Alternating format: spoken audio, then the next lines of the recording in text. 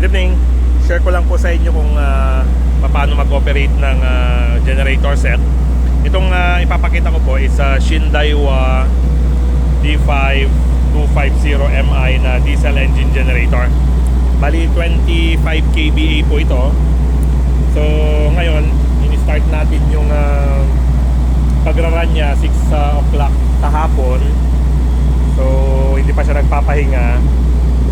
Nasa 28 hours na. So magpahingayin lang po natin ng isang oras, then i-operate na naman po natin kasi hindi po natin alam kung kailan babalik yung kuryente rito sa Isabela, particularly dito sa Santiago City, dahil inaayos pa po nila yung mga electrical wires na nasira ngayong bagyong Yuan.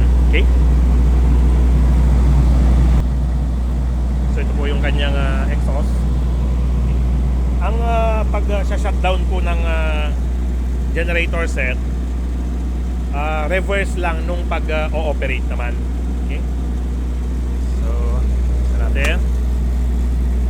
So, ngayon po makikita natin na 220 volts, 60 amperes. So, yan po ang setting. So, itong generator set na po ito, kakaiba po siya sa ibang generator sets natin. So kung makikita nyo po, itong kanyang accelerator, yung old school na pinipihit.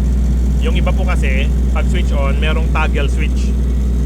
Then yung toggle switch, let's say i-on nyo na ganon, mag-auto run na siya ng high rev ng kanyang RPM. Pero dito po, meron tayong option na dinadahan-dahan nating ibaba or itaas. So I don't know kung yan po yung latest or ito yung old. Pero sa akin po, tingin ko sa kanya old school. Okay? So itong battery low level po, nakuha natin kasi direct from Japan po ito, surplus. So nagaganyan na siya lagi kahit bago yung battery. Okay? So nakita po natin, ito yung ating mga ilaw. So ngayon, pag shutdown natin, wala na dyan. Okay? So ang gagawin natin is ika-cut off lang po natin dito. So makikita niyo yung on, so off, mamamatay na po lahat ng users. Okay? So ngayon, dahan-dahan po natin ibababa yung kanyang RPM. Baliktad po ito. So yung clockwise is pagbaba, counterclockwise is counterclockwise pagtataas naman ng kanyang RPM. So habang iniikot po natin yan, bumababa. Makita niyo po bumababa yung kanyang voltahe. Then yung kanyang RPM nandun na rin siya. Nakaset siya sa natin sagad. Okay. So nasa 10,500 ang setting. So for 28 hours, mga 50, 60. So mga nasa 85 po yung kanyang temperature. Okay? So pagka shutdown po ng silinyador niya sa lowest, wag po muna nating patayin kagad yung makina. Bigyan natin ng mga 2 minutes na interval para po magpahinga siya, mag-cool down. Tour ko na rin po kayo sa mga connections niya. Ito po yung mga ibang connections. So pwede po tayong maglabas ng additional connection dito for extension wire.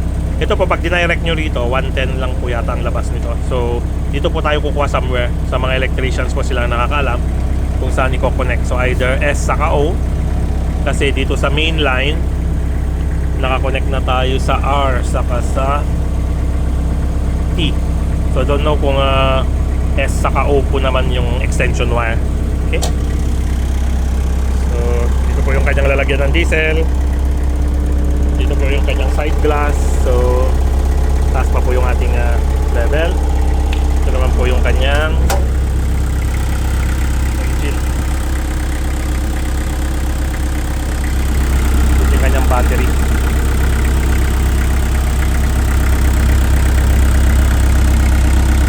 Air filter, kanyang coolant, radiator, ng engine oil. Okay, so kwan na po ito. Malapit na yung kanyang pag-change oil. After nitong bagyo, pag nagkaroon na tayo ng ilaw na normal, then change oil na po tayo rito. Okay. Isuzu engine po yata ito kung hindi ako nagkakamali.